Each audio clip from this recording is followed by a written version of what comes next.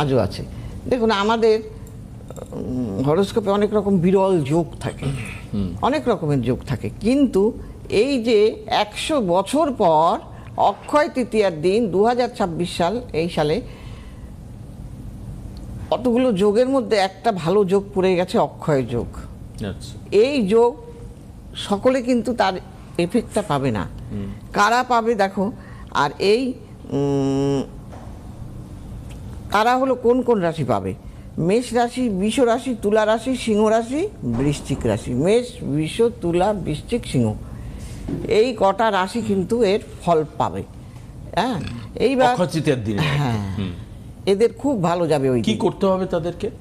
তাদের মানে এমনি কি ভালো যাবে না, তাদের কোনো নিয়ম কানুন করতে হবে বা কিছু? একটা কথা বলি, নিয়ম কানুন মানতে পারলে তো দারুণ ভালো। আচ্ছা, আর না হলে এমনিতেই খুব ভালো যাবে? এমনিতেই তাদের, কারণ ওই সময়টা তো তাদের জন্য ভালো। তো আচ্ছা, এই সময় সেই যোগটা তাকে সাথ দেবে। আর সেই যোগটা যদি তাকে দেখবে, অনেক সময় একটা খারাপ ছেলে। আচ্ছা, একটা যোগ কতটা মানুষকে সাথ দিতে পারে বলো দেখি? প্রচন্ড সাথ দিতে পারে। তুমি দেখো কোন ক্ষেত্রে শোনো, গজকিশোরী যোগ, এটা কিন্তু একটা বিরল যোগ। আচ্ছা, বুধাদিত্য যোগ, এটা কিন্তু একটা বিরল যোগ। মানে বিরল মানে এগুলো ভালো যোগের মধ্যেও পড়ছে, বিরল এবং ভালো। আচ্ছা, দিবানিশী যোগ, এটাও একটা বিরল যোগ। আচ্ছা, এই রকম ভালো ভালো, যেমন গজকিশোরী যোগ উত্তম কুমারের ছিল বলেই কিন্তু উত্তম কুমার নায়ক থেকে মহানায়কে পরিণত হয়েছিল। আচ্ছা, হ্যাঁ, কাজে এই যোগ তো সকলের থাকে না।